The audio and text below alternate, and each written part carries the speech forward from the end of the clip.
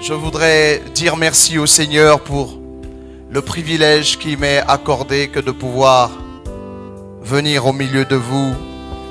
C'est avec crainte et tremblement que je le fais, dans la mesure où je m'attends à ce que le Seigneur puisse exaucer nos prières et qu'il sache nous parler.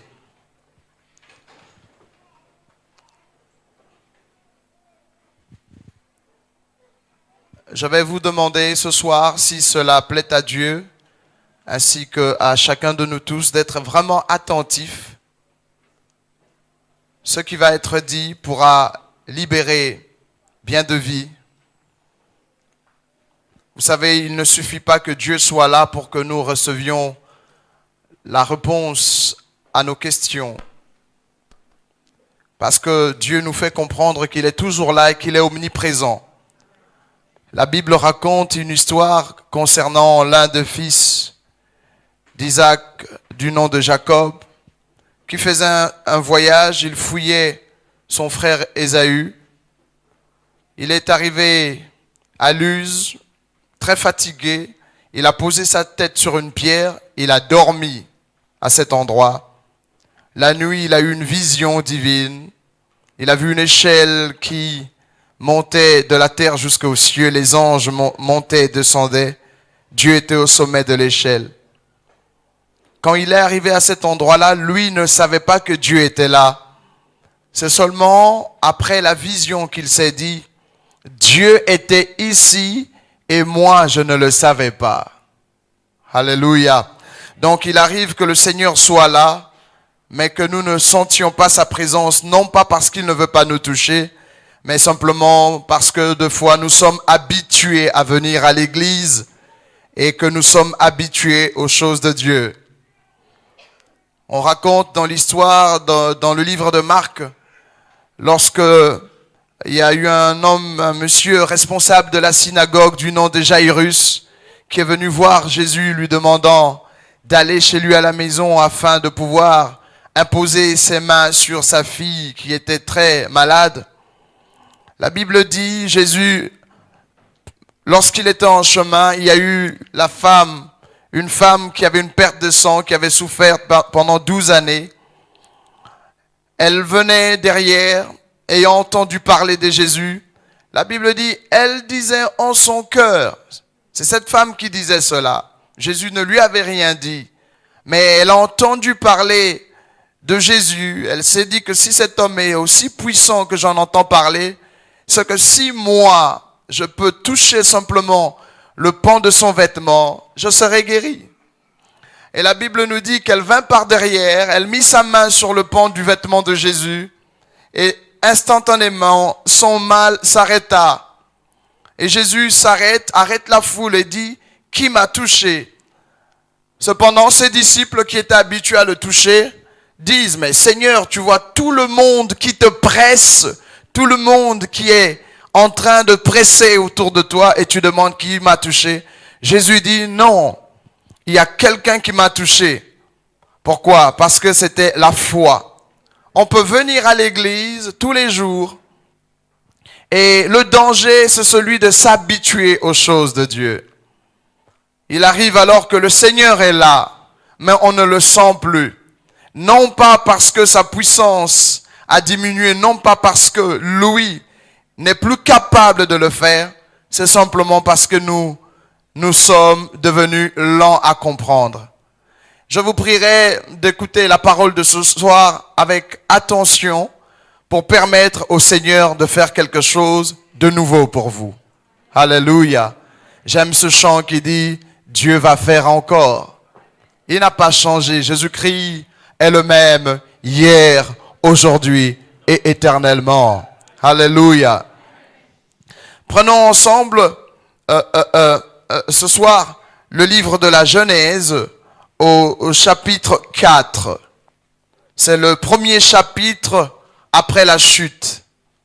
Après que les hommes soient sortis du jardin d'Éden. Le chapitre 1er nous parle de la création. Jusqu'au chapitre 2e, on nous explique comment l'homme a été formé de la poussière du sol. Et Dieu a planté pour lui un jardin. lui a donné une femme. Au chapitre 3, l'on nous parle de la chute de l'homme. Et le chapitre 4 nous parle de la première expérience hors du jardin d'Éden. Nous allons lire ensemble donc Genèse chapitre 4 à partir du verset 1. Genèse chapitre 4 à partir du verset 1. Tout le monde a trouvé le texte, s'il vous plaît?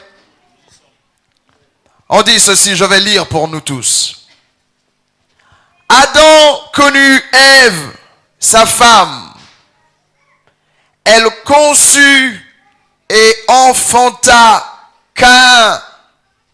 Elle dit, j'ai acquis un homme de par l'Éternel. Le verset 2, elle enfanta encore son frère Abel. Abel fut berger et Caïn fut laboureur. Au bout de quelque temps, Caïn fit à l'Éternel une offrande des fruits de la terre. Et Abel, de son côté, en fit une des premiers-nés de son troupeau et de leur graisse. L'Éternel porta un regard favorable sur Abel et sur son offrande. Je répète cette phrase. Si vous pouvez la répéter avec moi, s'il vous plaît, on dit l'Éternel, tous ensemble, porta un regard favorable et sur son offrande. Je répète cela, écoutez attentivement. L'Éternel, Yahvé, porta un regard favorable d'abord sur Abel, puis sur son offrande. On n'a pas dit que Dieu a aimé Abel, son offrande, puis Abel. On commence par Abel, puis son offrande. Quelqu'un peut répéter ce mot? Abel et son offrande. Abel et son offrande. L'Éternel porte un regard favorable sur Abel et son offrande, mais il ne porta pas un regard favorable sur Caïn et sur son offrande. Caïn fut très irrité et son visage fut abattu. Écoutez le nombre de fois qu'on va citer visage et je vais vous parler de votre visage. Parce que bien des gens ne comprennent pas comment vient la bénédiction spirituelle. Je vais vous parler de votre visage, peut-être comme vous ne l'avez jamais entendu. Cet après-midi, nous avons eu une belle expérience dans la réunion des jeunes. Pendant 2 heures, ou 3 heures, on a fait une réunion. Et puis on a fait une pause et puis les jeunes sont revenus. Il y avait une jeune fille qui était dans la salle. Lors du premier service, pendant près de 2 heures, elle était en train de me regarder. Elle m'a regardé assez longtemps. Je prêchais, je parlais, mais ses yeux n'étaient que sur moi. Quand on est allé en pause, on est revenu. J'ai commencé à prêcher, j'ai regardé, elle avait toujours les yeux sur moi. Et je me suis rappelé d'une chose que je vais expliquer maintenant ce soir. Je l'ai appelée. Dès que je l'ai appelé, à cause de ce que je vais vous dire, la gloire a transformé ce lieu et les jeunes ont fait l'expérience du Saint-Esprit. Juste à cause des regards d'une jeune fille, les autres ont été bénis. Et la Bible me dit dans le texte que je viens de lire pour nous, l'Éternel porta un regard favorable, un regard. Vous allez voir. Pourquoi est-ce qu'on est dans l'église? Il y a des gens qui sont bénis et d'autres qui ne sont pas bénis. Pendant des années, vous êtes là. Et vous vous dites, mais Dieu, pourquoi pas moi? Pourquoi les autres? Il y en a qui viennent d'arriver. Pourquoi ça marche pour eux? Pourquoi pas pour moi? Je vais vous parler de votre visage. Lorsque Dieu, du haut de son trône assis, regarde le Seigneur avant de porter sa main, son bras pour vous accorder sa bénédiction, il y a un mystère sur votre visage.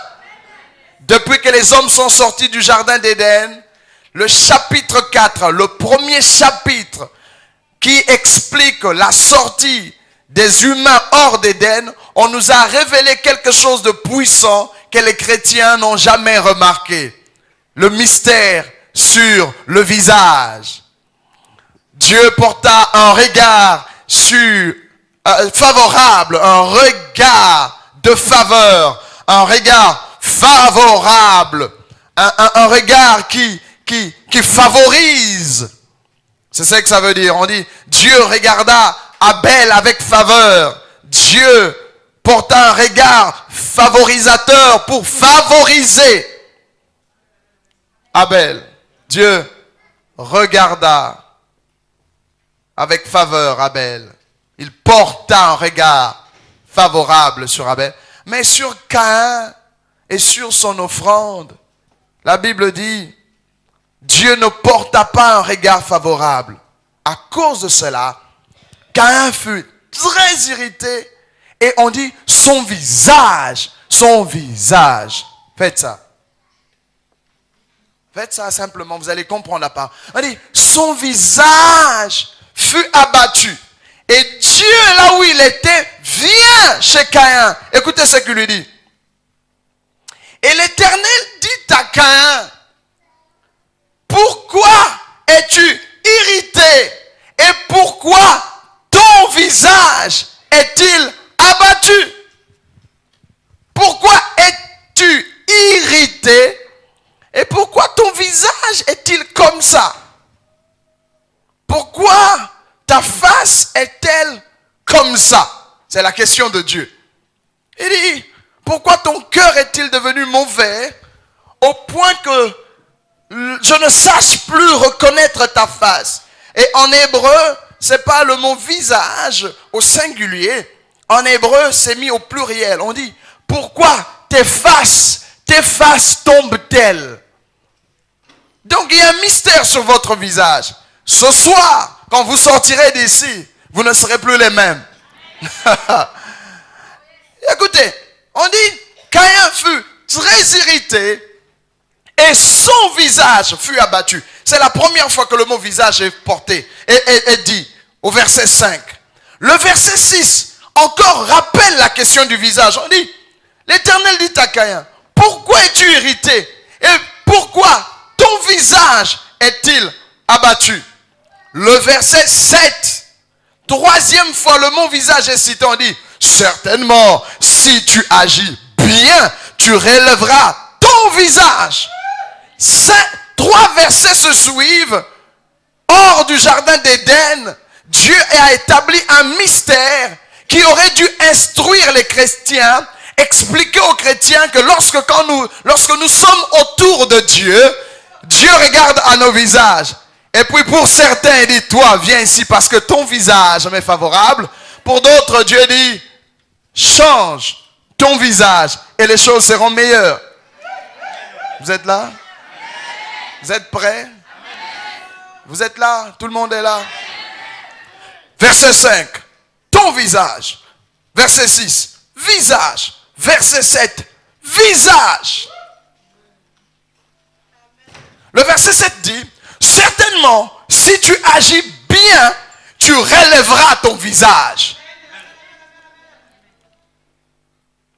Et si tu agis mal, le péché se couche à la porte et ses désirs se portent vers toi, mais toi, domine sur lui.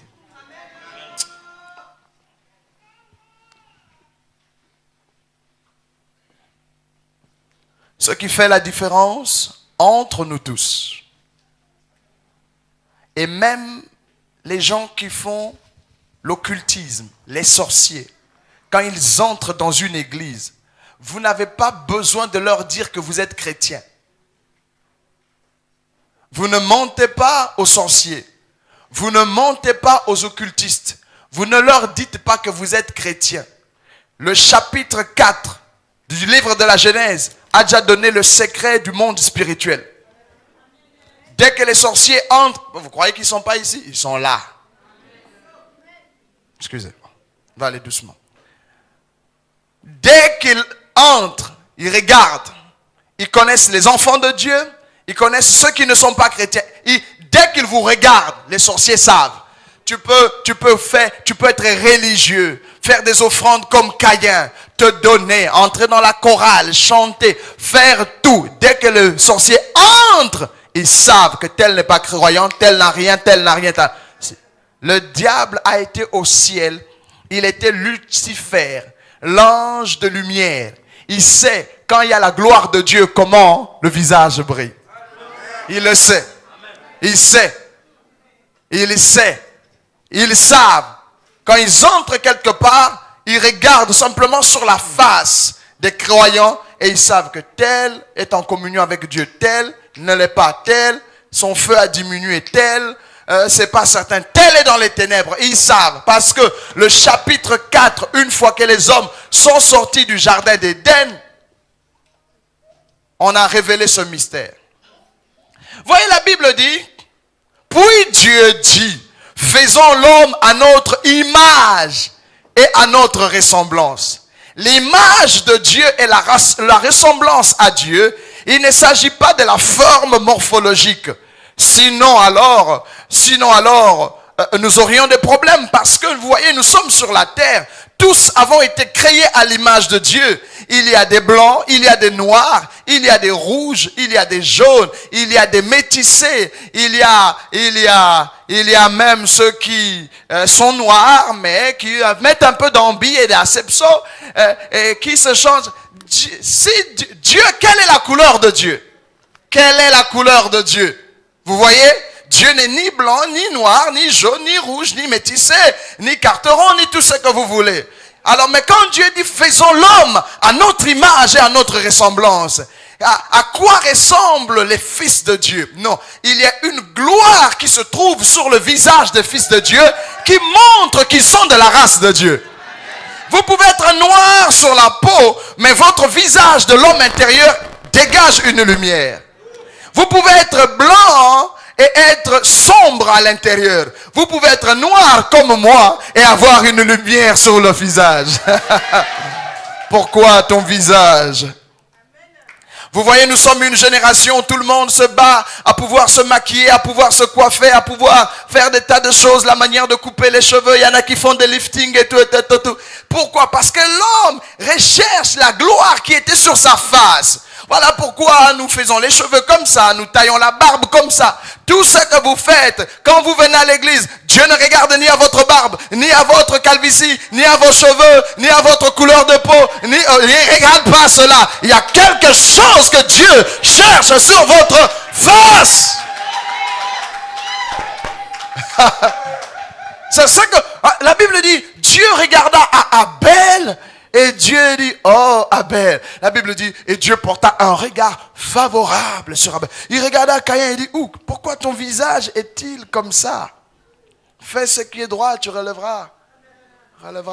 Tu relèveras le visage. Il y a 14 ans que le Seigneur, dans sa grâce, m'avait ouvert les yeux. Partout où je vais dans le monde, quand je suis devant les chrétiens, quand je commence à faire le ministère, je peux savoir sur qui Dieu est. Laissez-moi vous rendre témoignage par la miséricorde de Dieu. J'étais à Nairobi, au Kenya, en 1993. Et un jour, on m'a invité dans une certaine église pour prêcher. J'avais un séminaire de quelques jours. J'ai prêché, je crois, 2e, 3e ou 4e jour. Et puis un soir, je suis toujours dans la même église.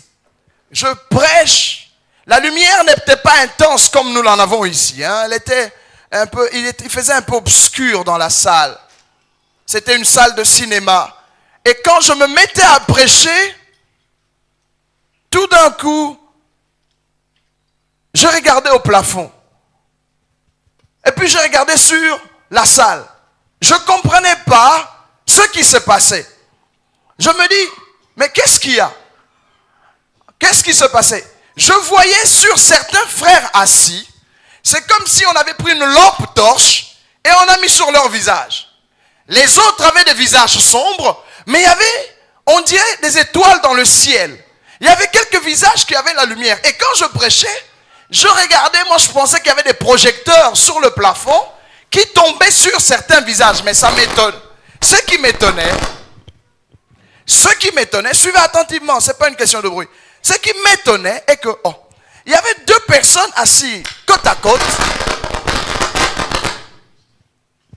Il y avait deux personnes assises côte à côte. Vous pouvez voir la lumière éclairant le visage de la première personne, de la deuxième, sautant l'autre et tombant sur une troisième et une quatrième. C'est alors qu'en regardant, je regardais au plafond, je n'ai pas vu de lumière au plafond. Et ce soir-là, Dieu m'avait révélé un mystère. C'est le mystère du visage des croyants. Le psaume 34, au verset 6, dit: lorsqu'on tourne vers lui les regards, on est rayonnant de joie et le visage ne se couvre point de honte. Il y a 14 ans, la première fois où Dieu m'avait ouvert les yeux spirituels et j'ai compris un passage des Écritures qui aura changé mon ministère lorsque je suis au milieu des frères. C'est ce que Dieu avait mis dans le 4e chapitre du livre de la Genèse. La différence entre le visage de celui qui a son cœur tourné vers Dieu et le visage de celui qui n'a pas son cœur tourné vers Dieu. Vous voyez, quand nous sommes à l'église, nous avons du mal à reconnaître les vrais frères parce que de fois, il y a des gens qui donnent l'apparence de la piété. Mais si vous montez en esprit et que Dieu vous aide, rien qu'en regardant les gens, vous saurez s'ils sont de Dieu ou pas. Vous le saurez parce que les occultistes le savent. Il faudrait que le peuple de Dieu le sache aussi. Alléluia. Assois-toi bien et si tu es assis dans la salle, arrange-toi à ce que je voie ton visage. C'est en ta faveur. Parce que c'est sûr, ce que je verrai sur ton visage, il se pourrait que Dieu me demande de t'appeler pour libérer une prophétie sur toi. Donc asseyez-vous, arrangez-vous à ce que quelqu'un ne vous empêche pas d'être vu par mes humbles yeux. Alléluia, j'ai besoin de vous voir. La Bible déclare, Dieu porta un regard sur Abel et sur son offrande. Et il refusa Caïn et son offrande. Il accepta Abel, puis son offrande. Donc, ce n'est pas qu'Abel était plus bon, mais il y avait quelque chose de rayonnant sur son visage qui permettait à Dieu de reconnaître qui était Abel. Alléluia, vous êtes prêts? Ma prière est que Dieu dépose cette vérité dans cette église et que vous voyez, les faux vont commencer à apparaître d'eux-mêmes. Et les vrais, vous allez voir le vrai. Alléluia. Alléluia. J'aime un passage des Écritures. Vous ne comprenez pas pourquoi on dit que Jésus, son visage est comme le soleil. Pourquoi cela? Quand vous lisez Ésaïe 53, on dit ceci. Qui a cru ce qui nous était annoncé? Qui a reconnu le bras de l'Éternel? Il s'est élevé devant lui comme une faible plante qui sort d'une terre desséchée, comme un rejeton. La Bible dit, écoutez ce qu'on dit de Jésus, écoutez ce qu'on dit. Parlant de son visage. Il n'avait ni beauté ni éclat. Et son aspect n'avait rien pour nous plaire. Méprisé. Qu'est-ce qui s'est passé? Ça ne veut pas dire que Jésus-Christ n'était pas un beau garçon à voir. Non, on n'a pas dit ça. Beaucoup de gens en lisant ce texte ont toujours pensé que Jésus-Christ n'était pas agréable à voir. Non, là, le prophète décrivait le moment où on avait tabassé Jésus. Depuis Gethsémani jusque tout le matin, on l'avait tellement tapé qu'il était défiguré. C'est alors qu'on parle de son visage comme étant abîmé. C'est vrai. Pourquoi le visage de Jésus était-il abîmé? Pourquoi? Simplement parce que lorsqu'il était dans le jardin de Gethsémani, il a prié 3 fois son Père. Il dit si, non pas, n'y a-t-il pas moyen d'éloigner cette coupe de moi? Il a dit à son père, il a dit non pas ma volonté mais la tienne. La dernière fois, son père lui a dit qu'il doit quand même aller au calvaire. Dès que Jésus a accepté la volonté de son père, il a été recouvert par le péché. Le péché a avili sa personne. C'est pour cela, lorsqu'il était au calvaire, vers midi, les ténèbres ont recouvert la terre. Pourquoi? Parce que Dieu ne pouvait plus poser de regard sur son fils qui était avili par le péché. Le péché enlève la gloire. Vous voyez, lorsque Adam et Ève étaient dans le jardin d'Éden, la Bible dit qu'ils étaient nus, mais ils n'étaient pas jeûnés. Pourquoi? La gloire couvrait leur nudité. Nous sommes une génération qui voulons des choses, des habits, des voitures, l'argent, pour essayer de couvrir notre nudité. Mais lorsque vous avez la gloire de Dieu, quelque chose... Oh, je ne sais pas si je dérange quelqu'un, excusez-moi. Je peux continuer un peu? Encouragez-moi. Vous aimez ce qu'on dit là? Alléluia. J'aimerais m'assurer que tout va bien. Écoutez très bien. Lorsqu'ils étaient dans le jardin d'Éden, ils n'avaient pas besoin de porter d'habits parce que la gloire de Dieu les environnait. Si vous comprenez cela. Mais dès que le péché est entré dans le jardin, la Bible dit ils sont allés prendre des feuilles, des figues pour se couvrir. La gloire de Dieu est quelque chose de mystérieux, nous allons l'expliquer. Lorsqu'on regarde à Dieu, lorsqu'on tourne vers lui les regards, l'on est rayonnant de joie. Et le visage ne se couvre point de honte, me dit la Bible. Dans le livre d'Exode, je voudrais pas donner trop de versets, sinon on risquerait pas de finir rapidement. Je vais aller rapidement à cause du temps. Écoutez, dans le livre d'Exode, on nous raconte une belle histoire. Moïse, le prophète, est allé faire 40 jours de jeûne et prière. Lorsqu'il est sorti de ces 40 jours de jeûne et prière, lorsqu'il est arrivé, tout le monde fouillait Moïse. Et Moïse ne comprenait pas pourquoi. La Bible nous dit, Moïse ne savait pas que la peau de son visage avait changé parce qu'il avait trop contemplé la face de l'Éternel. Et le peuple d'Israël qui était resté au bas de la montagne, qui n'avait pas fait l'expérience de la gloire de Dieu à la montagne, quand il voyait Moïse, il fouillait. Après ce qu'on va enseigner ce soir, les sorciers vont vous fuir. Oh, je ne sais pas si vous avez entendu, j'ai dit. Hein? Après ce qui va être enseigné ce soir, à cause de la gloire de Dieu, certaines personnes ne pourront plus vous regarder en face. Je vais là-bas. Ici, j'ai vu, vous n'avez pas compris. J'ai dit, hein. Après ce qui va être enseigné ce soir, la gloire de Dieu tombera sur vos visages, que vos ennemis vont fuir d'eux-mêmes. Quelqu'un comprend cela? La peau du visage de Moïse rayonnait. Ceux qui n'étaient pas là à la montagne avec lui le regardaient et ils étaient terrorisés. Au point que nous dit la Bible, Moïse était obligé de mettre un voile sur sa face. Chaque fois qu'il venait voir le peuple, il mettait le voile sur son visage. Et quand il entrait dans la présence de Dieu, Moïse enlevait le voile. Parlant de Jésus, dans 2 Corinthiens chapitre 4, verset 6, on dit, et le Dieu qui a dit que la lumière brillera du sein des ténèbres, a brillé dans nos cœurs pour faire resplendir la connaissance de la gloire de Dieu sur la face, sur le visage de Jésus-Christ. Lorsqu'on regarde à Christ maintenant, on peut apprendre des choses. Pas des choses intellectuelles. Si vous êtes un adorateur et que vous passez du temps dans la prière, la contemplation de la face de Jésus-Christ vous donne la connaissance de la gloire de Dieu. Oh, vous êtes là?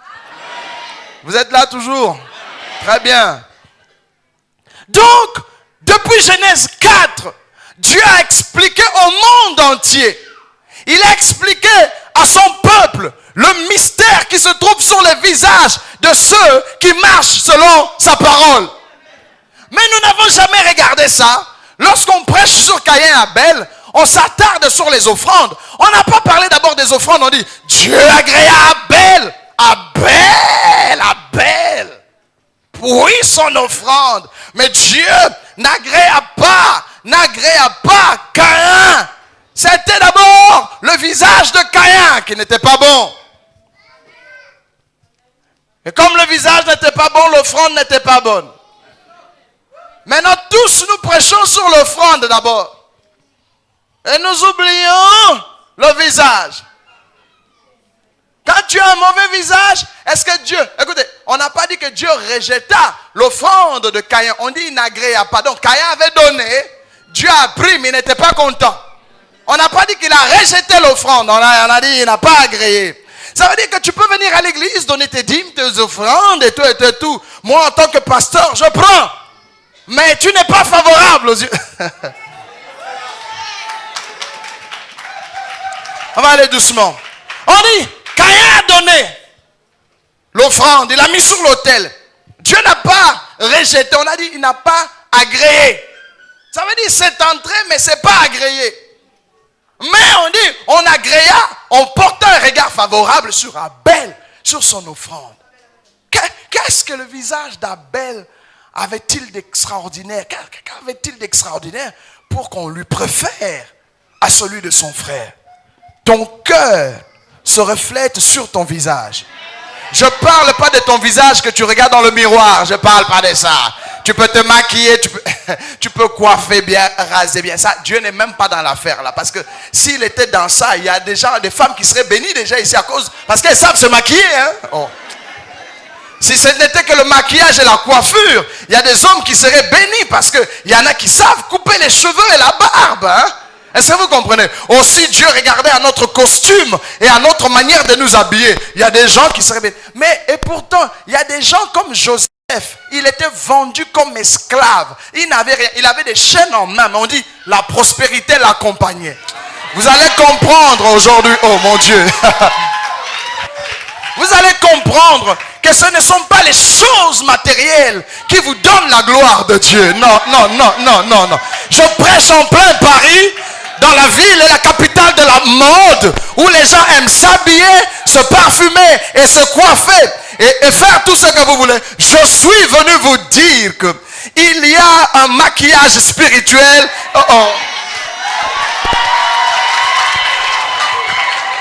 Je veux dire cela à tout le monde. Aujourd'hui, vous êtes au salon d'esthétique de Dieu. On va vous maquiller selon les mécanismes spirituels. Je vois des fois, nous nous réveillons le matin. Le culte commence peut-être à 10 heures. Tu viens en retard parce que tu as passé 2 heures devant le miroir. Au lieu de courir dans la maison de l'Éternel. Oh, la Bible déclare que la beauté est vaine et la grâce est trompeuse. Mais la femme qui craint l'Éternel est d'un grand prix. Est-ce que quelqu'un comprend cela ici? Je ne suis pas contre votre coiffure. Moi-même, je me suis coiffé un peu avant de venir. Je ne suis pas contre votre maquillage. Mais c'est que j'aimerais vous dire que le temps que vous passez sous le feu de la prière va vous donner un visage agréable.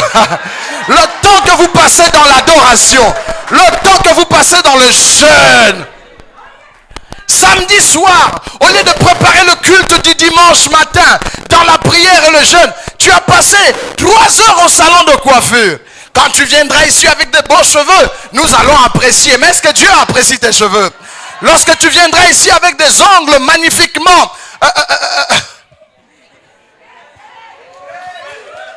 Nous allons aimer ton costume. Nous allons aimer ta coupe. Nous allons aimer tes bijoux. Nous allons aimer tes chaussures. Mais est-ce que Dieu aime ce que tu as porté? Oh, est-ce que... je ne sais pas. Bon, je m'arrête là. Je vois que vous n'aimez pas ce que je dis là. Vous êtes là ce soir. J'ai dit, vous êtes dans la maison d'esthétique de Dieu.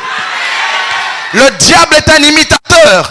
Le diable n'imite que Dieu. Au début, c'est Dieu qui avait donné à l'homme la beauté. Il n'avait pas besoin de quoi que ce soit d'artifice. On nous dit dans le jardin d'Éden, il pouvait se promener tout nu. Et la gloire de Dieu était sur lui. Mais depuis la chute, nous nous battons avec l'apparence. Et Jésus dit, ne vous inquiétez pas de ce que vous allez être vêtu ou manger. Ça, ce sont les païens qui s'inquiètent de ces choses. Cherchez premièrement le royaume des cieux et sa justice. Mon frère, ne diminue pas mon micro. Je voudrais entendre moi-même ce que je dis. Laisse mon micro en haut. Qu'est-ce que quelqu'un est en train de comprendre? Mets mon micro haut. Je veux m'entendre moi-même. Est-ce que quelqu'un comprend cela? Cherchez premièrement le royaume des cieux et sa justice. Le reste vous sera donné par-dessus tout. Dieu n'est pas contre vos bijoux. Dieu n'est pas contre le maquillage. Mais cherchez premièrement la gloire qui vient d'en haut. Pourquoi tu es à l'église avec un mauvais visage comme ça? Et si bien que beaucoup de croyants ont cru qu'être spirituel, c'est avoir un visage fermé. Ce sont des blagues. L'autorité n'a rien à voir avec tes rides. L'autorité n'a rien à voir avec ta manière de mettre le visage. L'autorité, c'est la gloire de l'esprit qui vient sur toi. Quelqu'un comprend cela? Oh grand Dieu. Si bien que nous avons des gens à qui on ne rigole pas. Ils aiment qu'on les salue avec respect.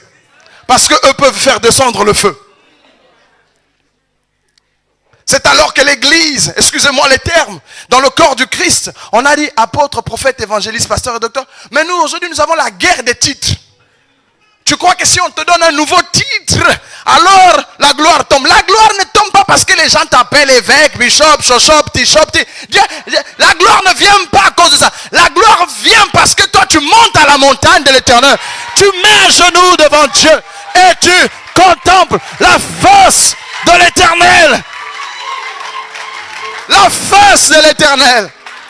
Et le Dieu qui a dit que la lumière brillera du sein des ténèbres a brillé dans nos cœurs pour faire resplendir la connaissance de la gloire de Dieu sur la face de Jésus-Christ. Pourquoi Jésus-Christ a-t-il un visage aussi glorieux?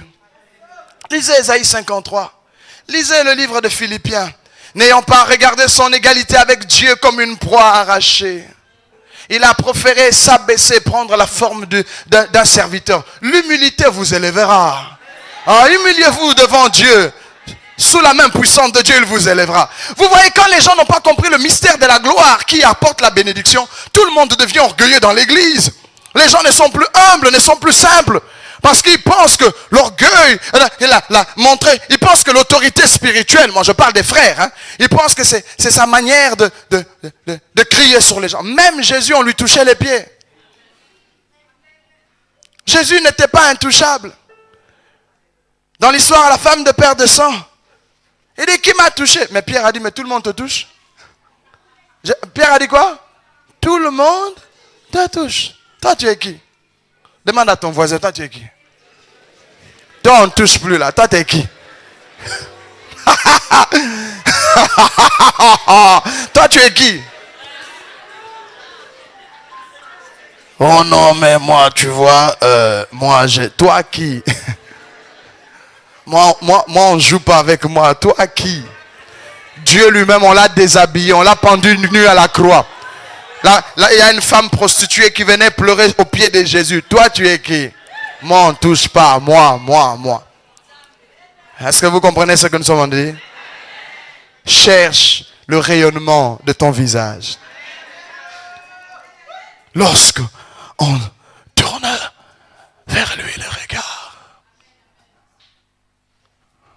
Lorsqu'on tourne vers lui les regards. Et la Bible dit, nous donc aussi, puisque nous sommes environnés d'une si grande nuée de témoins, jetons tout fardeau et le péché qui nous enveloppe facilement. Courons avec persévérance la carrière à laquelle nous avons été appelés. Ayant les yeux, les regards fixés sur Jésus, l'auteur et le consommateur de notre foi. Où est-ce que tu as mis tes yeux? Ta tristesse, c'est parce que tu n'as pas vu Jésus. Il y a des gens qui vivent à l'église 10 ans, 20 ans, mais n'ont jamais eu la révélation de Christ. On aime la musique, on aime voir les choristes, on aime voir les anciens, on aime voir tout le protocole qu'il y a autour, mais on n'a jamais vu Jésus. On vient aux anniversaires, aux mariages, aux fêtes, à toutes les réunions que l'église réalise, mais on n'a jamais vu Jésus. Le mystère caché dans tous les âges, mais maintenant révélé à ses saints. Christ en vous, l'espérance de la gloire. Quand je viens dans cette église, je cherche Jésus. Je ne suis pas venu connaître quelle est la taille de l'église. Je ne suis pas venu voir la chorale. Je ne suis pas venu voir le bâtiment. Peu importe. Jésus était né au milieu des bêtes, mais les rois mages sont venus le rencontrer. C'est pas la place. Oh, Shekabaraya. Quand je viens, vous croyez quand je suis en train de regarder les visages, je vois ça. C'est une église spirituelle. Une église des enfants de Dieu. C'est tout ce qui m'intéresse. Parce qu'il y a un mystère depuis Genèse chapitre 4. Vous savez quoi? Quand vous lisez le livre d'Apocalypse, au chapitre 1, Jean dit ce qu'il voit. Au chapitre 2, il donne des prophéties. Au chapitre 3, Jean donne des prophéties. Au chapitre 4, les cieux s'ouvrent pour Jean. On dit bien, une porte s'ouvrit dans le ciel. Jean fut enlevé par l'esprit. Et quand il entre au ciel, il dit, je vis un trône. Il n'est pas vacant. Et sur ce trône, quelqu'un. Le trône, il parle du trône. Il dit, le trône environné d'un arc-en-ciel. Il dit, devant le trône, une mer de verre. Devant le trône, 7 lampes ardentes. Devant le trône, autour du trône, 4 êtres vivants. Autour du trône, 24 trônes et 24 vieillards assis. Il dit, les 4 êtres vivants disent, Saint, Saint est le Seigneur notre Dieu, le Tout-Puissant qui était, qui est, qui vient. Et les 24 vieillards, quand ils entendent ça, ils enlèvent leur couronne. Ils quittent leur trône, se prosternent, jettent le couronne en disant à Dieu, tu es digne de recevoir gloire, honneur et puissance. Car tu as créé toutes choses et c'est par ta volonté qu'elles existent et qu'elles ont été créées. Ça c'est le chapitre 4. Jean a vu beaucoup de choses au ciel. Il a vu le trône. Il a vu le Dieu créateur. Il a vu les 4 êtres vivants. Il a vu les 24 vieillards. Jean a vu les 7 esprits. Il a vu la mer de verre. Il a vu l'arc-en-ciel de l'alliance. Au chapitre 5, la Bible dit, celui qui était sur le trône a fait sortir un livre. Celui des 7 sceaux. Et on a posé une question. Qui est digne d'ouvrir le livre? De prendre le livre, d'en rompre les sceaux? Jean a regardé au ciel, sur terre et sous la terre. Il dit, il n'a trouvé personne. Mais il a vu Dieu sur le trône. Il a vu les anges.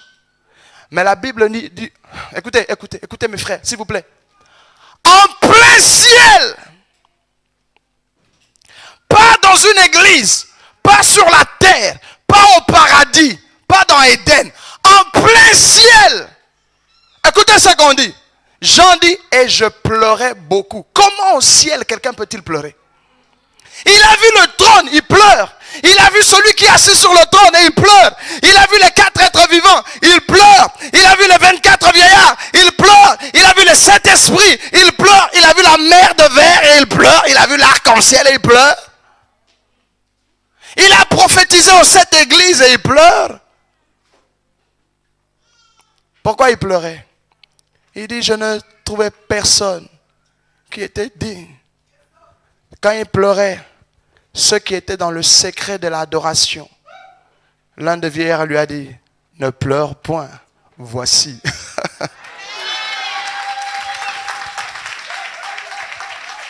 Ne pleure point, voici. Oh, et voici le lion de la tribu de Juda a vaincu pour prendre le livre et d'en rompre les sceaux. Quand Jean s'est retourné, il n'a pas vu un lion. Il a dit, j'ai vu un agneau qui était là au milieu. Mais pourquoi la première fois, il n'avait pas vu l'agneau? Pourquoi? Pourquoi quand il a vu le trône, il a vu le Père, mais il n'a pas vu l'agneau? Pourquoi? Parce que il y a des gens qui sont dans l'église ici, 10 ans, 20 ans. Ils n'ont jamais eu aussi la révélation de Christ, comme Jean au ciel. Je dis, Jean au ciel a vu de grandes choses. Mais pourquoi il pleure? Parce que dans tout ce qu'il avait vu, il n'avait pas vu l'essentiel. L'agneau immolé dès la fondation du monde. Vous savez pourquoi le visage d'Abel avait brillé? Parce que Abel, quand il donnait son offrande, ce n'était pas juste une brebis qu'il donnait. Il avait vu le mystère de l'agneau immolé dès la fondation du monde. Si vous êtes dans l'église et vous ne connaissez pas Jésus, vous allez pleurer. Même si on vous impose les mains, même si je crachais sur vous, même si je m'asseyais sur vous, même si je prophétisais et je vous imposais les pieds, tant que vous n'avez pas vu l'agneau, vous allez pleurer dans l'église. Les chrétiens pleurent parce qu'ils n'ont pas vu l'agneau. Ils n'ont pas reçu la révélation du mystère caché dans tous les âges, mais maintenant révélé à ses saints, le Christ, le Fils de Dieu immolé avant la fondation du monde. Oh mon Dieu, mon Dieu, mon Dieu, mon Dieu. Écoutez attentivement. Les gens viennent à l'église comme si on était dans un carnaval. Il faut voir dimanche matin. Moi, j'aime les chrétiens. Il faut voir comment. Ils pensent qu'ils sont venus vraiment pour montrer qui a la meilleure chaussure. Il faut voir les sœurs. Oh grand Dieu. Il faut voir chacun sur son 31. On n'est pas venu voir tes habits. Viens chercher l'éternel. Oh mon Dieu. Ne te repose pas dans l'église tant que tu n'as pas la révélation de l'agneau. Prie jusqu'à ce que Jésus se révèle à toi. Prie. Jean est entré au ciel et il dit je pleurais beaucoup. Pourquoi Abel avait son visage changé? Parce que le psaume dit lorsqu'on tourne vers lui les regards, sur le visage de qui on a la connaissance de la gloire de Dieu? C'est sur la face du Christ. Et c'est ça le problème de nos églises aujourd'hui. On prêche tout dans l'église, mais on ne prêche plus Jésus.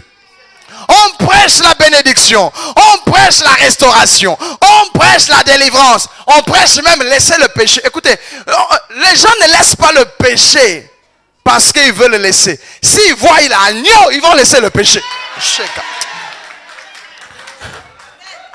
C'est le sang de l'agneau qui nous a délivrés du péché. Ce n'est pas la doctrine des hommes, ce n'est pas par une volonté humaine, ce ne sont pas par des choses périssables comme l'or et l'argent que vous avez été rachetés, mais par le sang précieux de l'agneau de Dieu, immolé dès la fondation du monde. Vous savez, on peut être dans une église où on prêche la condamnation et les gens ne changent pas. Pourquoi? C'est pas attaquer les gens qui changent. Présentez-leur l'agneau. Si vous présentez... vous savez, des fois on parle de Jésus. Écoutez, je vais vous dire, attention. Vous pouvez parler de Jésus sans parler de l'agneau immolé. Quand vous n'avez pas le mystère, les démons se fâchent même dans la vie des gens. Les fils de Séva sont allés voir un démoniaque. Ils ont dit, au nom de Jésus, ils ont dit Jésus. Hein? Au nom de Jésus, il crie que Paul prêche. Sors! Les démons, ils étaient 7 frères. Donc vous pouvez imaginer le bruit. Les démons ont dit, vous êtes trop nombreux contre moi-même. Parlons calmement. Je vais vous expliquer une chose. Le démon a cité, écoutez, il dit, Jésus. Jésus. Parce que des fois, quand quelqu'un dit Jésus, vous croyez qu'il s'est converti. Les démons ont dit, Jésus.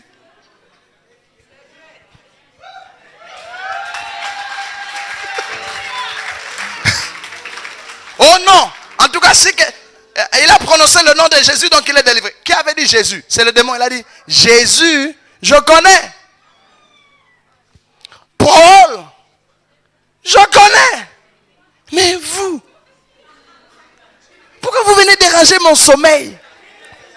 Vous venez déranger mon business.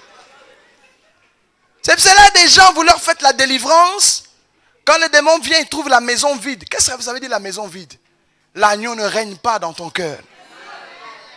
Et le démon se fâche. L'église a oublié de présenter celui qui pour nous est mort.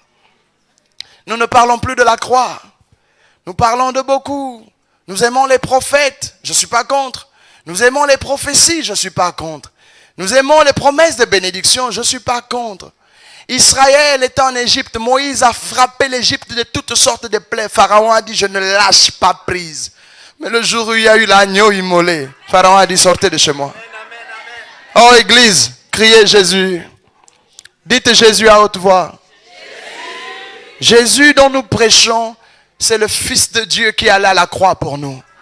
Jean-Baptiste a dit, je ne le connaissais pas. Jean-Baptiste était prophète, mais il a dit, je ne le connaissais pas. Mais celui qui m'a envoyé baptiser m'a dit, celui sur qui tu verras venir l'Esprit, c'est celui-là qui baptise du Saint-Esprit et du feu.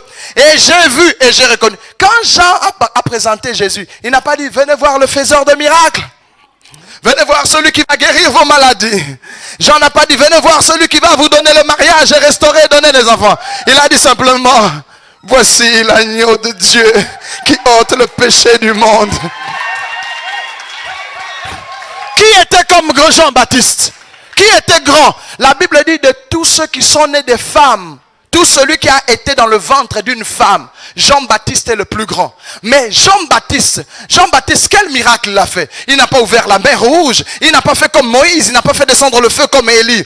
Mais Jean-Baptiste, vous savez pourquoi il était le plus grand? Ésaïe a cherché à voir. Les Jérémie, tous les prophètes qui ont prophétisé, ont cherché à voir ce que Jean-Baptiste avait vu. On leur avait dit ce n'était pas pour eux.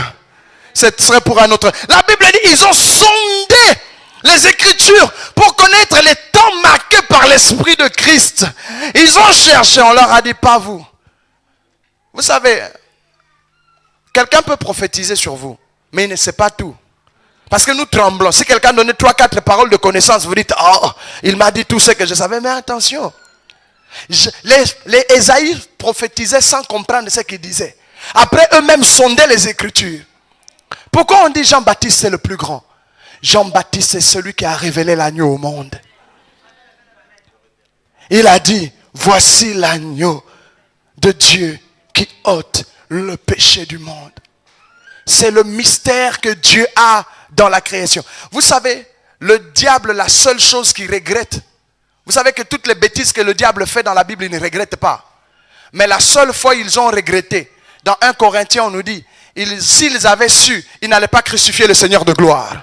La seule chose que le diable regrette, je crois qu'il regrette deux choses dans son existence. D'avoir trahi Dieu et d'avoir crucifié Jésus-Christ. Ce sont les deux seules choses. Quand vous lisez la Bible, les deux seules choses que le diable doit regretter. On ne parle pas du fait de sa chute. Mais la chose pour laquelle on me dit que le diable regrette, c'est d'avoir crucifié Jésus. Replantons la croix dans l'église. Présentons l'agneau de Dieu. C'est lui qui nous délivre de nos péchés. Si les gens voient le mystère de l'agneau, quand Jean a vu l'agneau de Dieu, il n'a plus pleuré. Mais quand il était au ciel, il n'a pas vu l'agneau, il pleurait. Il y a un mystère sur la face de ceux-là qui, dans leur cœur, désirent connaître celui que nous appelons la parole de Dieu faite chair. Si vous venez dans cette église parce que vous cherchez Jésus, non pas parce qu'il y a une foule, non pas parce que peut-être on prêche bien ou qu'il y ait des miracles. Vous pouvez avoir des miracles et aller en enfer après, vous savez cela. Pharaon a vu des miracles mais il ne s'est pas converti. Israël a vu des miracles mais il s'est rebellé contre Dieu dans le désert. Salomon a été béni, riche comme personne n'a été béni, mais il est allé s'accroupir devant les idoles. Tout ce que Dieu peut vous donner ne va pas vous rendre fidèle à Dieu. David a vu la bonté de l'Éternel, mais il avait trahi son Seigneur. Israël a vu la mer rouge. Ils ont mangé des cailles, ils ont mangé des mannes. Ils ont tout fait, mais ils n'avaient pas le mystère. Mais celui à qui Dieu ouvre les yeux et révèle son Fils, selon le principe qui dit, nul ne peut connaître le Fils si ce n'est le Père. Si Dieu a pitié de toi, je vais vous dire quand Dieu t'aime en réalité, c'est pas la nouvelle voiture. C'est pas une femme, c'est pas l'argent, c'est pas le job. Avec tout ça, tu peux périr. Si Dieu t'aime, il t'ouvrira les yeux pour voir l'agneau de Dieu immolé avant la fondation du monde. C'est le mystère en question. Abel vit cela et Dieu agréa Abel. Maintenant, laissez-moi vous dire quelque chose rapidement sur votre visage pour que je puisse clore, pour que je n'aille pas trop loin. Écoutez. Je vous ai dit que Moïse avait son visage qui brillait. Je vais vous raconter l'histoire d'une femme du nom de Anne. Elle était dans un mariage polygame. Elle avait sa rivale qui s'appelait Pénina. Et chaque année, les deux femmes allaient avec leur mari à Silo pour pouvoir adorer l'Éternel. Cependant, Pénina avait des enfants, mais Anne n'en avait pas. La Bible dit, Dieu l'avait rendue stérile. C'est ce que la Bible dit, donc j'accepte cela. Alors Anne pleurait, elle n'était pas d'accord. Elle tourmentait son mari en disant, moi aussi je veux sentir des douleurs d'enfantement. Et son mari attristé dit, oh ma chérie, est-ce que je ne vaux pas plus que 10 fils pour toi? Tu n'es pas content que je sois ton époux? Est-ce que c'est moi à cause des enfants? Elle dit non, parce que sa rivale lui prodiguait des mortifications. Un jour, Anne a dit non, cette fois-ci, on s'est moqué de moi. Dieu existe. Il faudrait qu'il se manifeste à moi. Écoutez, il y a un moment à l'église, vous devez être fatigué des promesses. Chaque année, on prophétise pour vous, on dit, cette année, tu verras. Un an, rien. Et puis on dit, oh, calme-toi. Janvier, depuis 2000, 2000, tu verras. Tu verras. 2002, tu verras. 2003, tu verras. 2004, tu vas presque voir. 2005, tu vas commencer à voir. 6, 7. C'est bien. Mais ce n'est pas comme ça qu'on atteint une promesse. On atteint une promesse dans la prière. Je ne vais pas m'asseoir là pour qu'on me dise des choses. Anne, on lui disait, oh chérie, calme-toi. Tu sais, chérie, chérie. Elle a dit, non, cette fois-ci, je ne rentre pas. Cette fois-ci, je ne mange pas. Cette fois-ci, je ne bois pas. Je n'ai pas envie de pleurer comme Jean au ciel. Moi, il faut que Dieu règle mon affaire. Anne est restée là. La Bible dit, elle a prié. Est-ce que vous avez déjà prié comme ça? Elle a prié. Vous savez quand vous priez, vous commencez d'abord peut-être par parler avec agressivité. Dieu, Dieu, la Bible dit tu es Jéhovah Rapha. Il y en a qui essayent de tirer sur Dieu avec des versets bibliques. Poum, Jéhovah Nissi, tout Jéhovah Tiskenu, Jéhovah Shama. Et puis Dieu, il a dit, prie encore. Après ça, tu es fatigué de l'agresser, puis tu changes. Tu quittes la prière, parler. Si tu es charismatique et pentecôtiste, tu entres en langue. Oh, bah,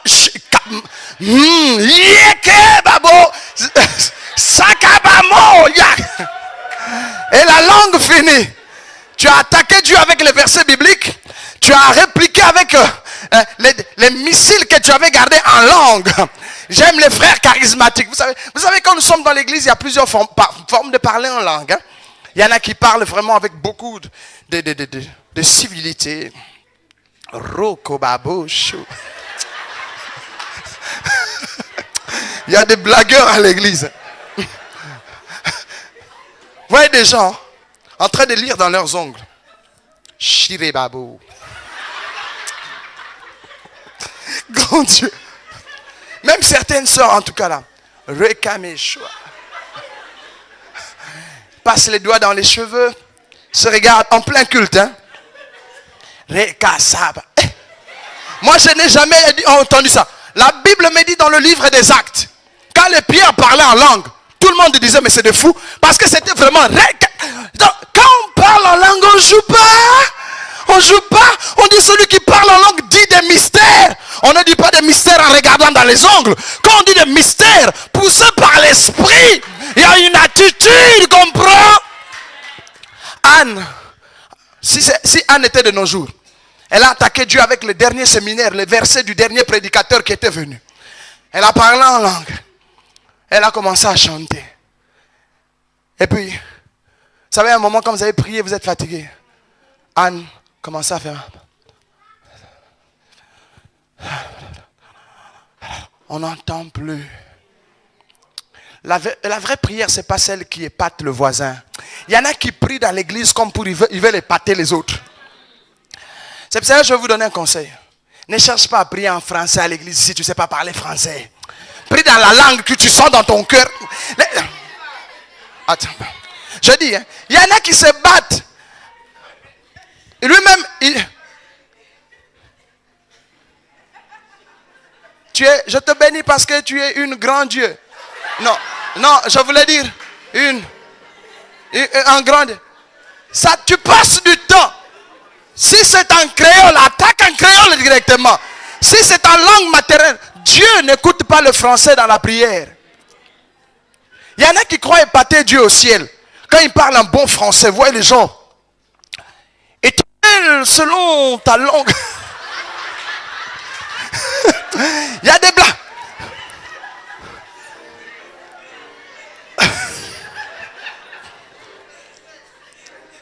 Vu ta magnificence et les penchements de ton cœur, je te prie au Seigneur de considérer la base. Toutes les langues. Parle dans la langue où tu comprends mieux que tu t'adresses à Dieu. Ne t'occupe pas de chercher Voltaire.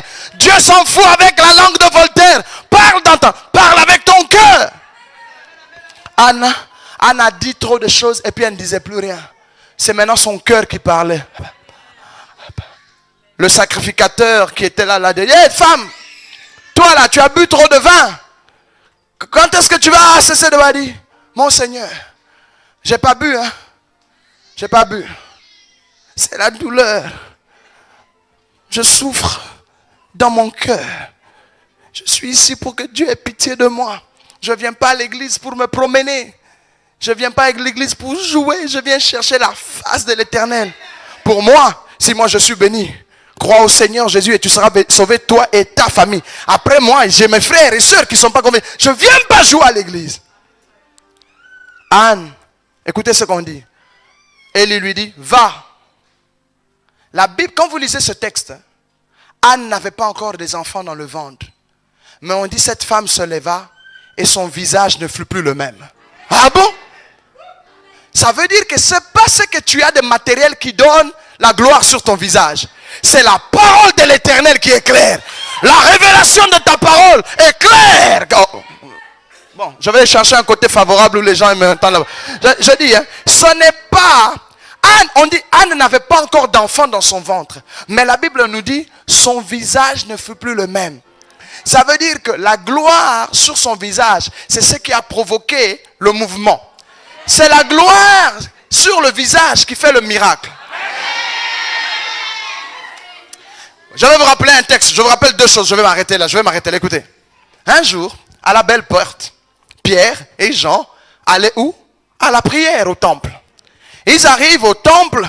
Ils trouvent un boiteux, un paralytique qui était là, qu'on amenait chaque jour pour venir mendier. La Bible dit, quand Pierre et Jean allaient entrer, le monsieur leur demanda l'aumône. Écoutez. La Bible dit, Pierre et Jean s'arrêtèrent. Écoutez ce que Jean et Pierre ont dit. Regarde-nous. Pourquoi regarde-nous? Pierre avait la gloire. Quand le monsieur les a regardés attentivement, Pierre aussi faisait quoi? Il cherchait la gloire de Dieu sur le visage du monsieur. Tout d'un coup, Pierre, après que le monsieur regardait attentivement, Pierre dit, je n'ai ni or ni argent à te donner. Comme tu me regardes là, tu regardes ma face. Moi j'ai vu Jésus, j'ai marché avec Jésus. Je l'ai vu ressusciter. Je paraphrase. Hein?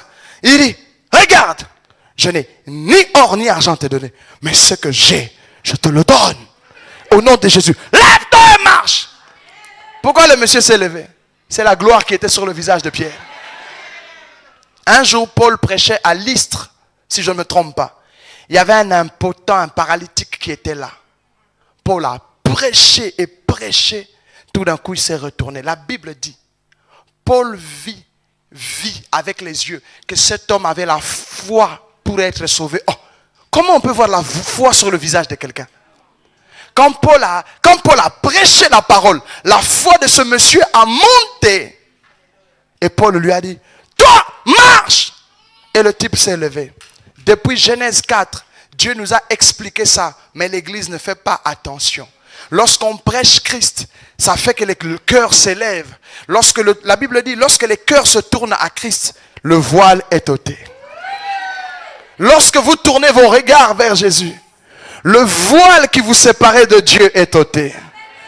Ce qui empêchait à Dieu de vous voir librement est ôté. C'est pour cela, lorsque Jésus criait mort, le voile fut déchiré. Afin qu'au travers de son sang, vous ayez la liberté. Venez ici, venez ici, venez ici. Dieu est sur vous. Que vous ayez la liberté de pouvoir entrer dans la présence du Seigneur et de vivre sa bonté. Que sa miséricorde vienne sur toi. Regarde-moi.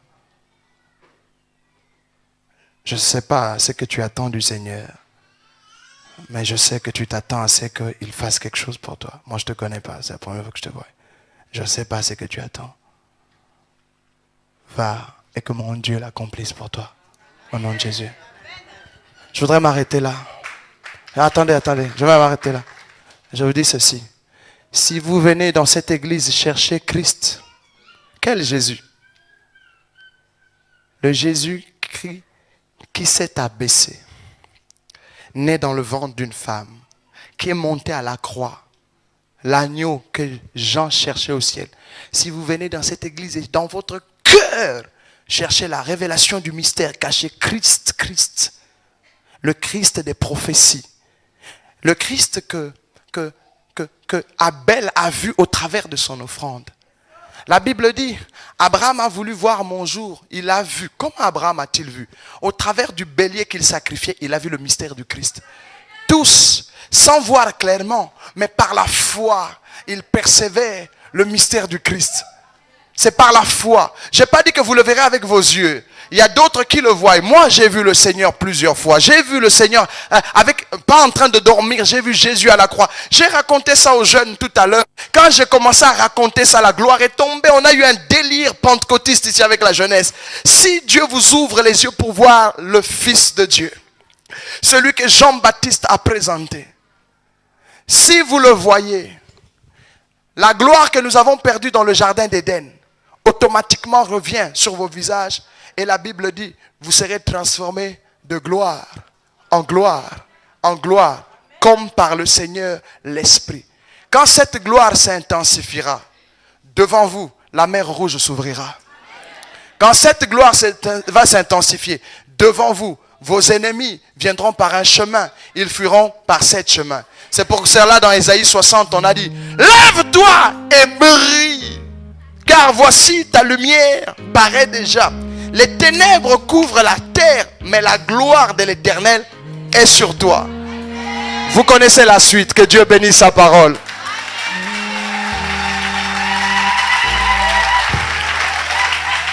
Lèvons-nous, s'il vous plaît, donnez-moi une minute. Lèvons-nous et chantons.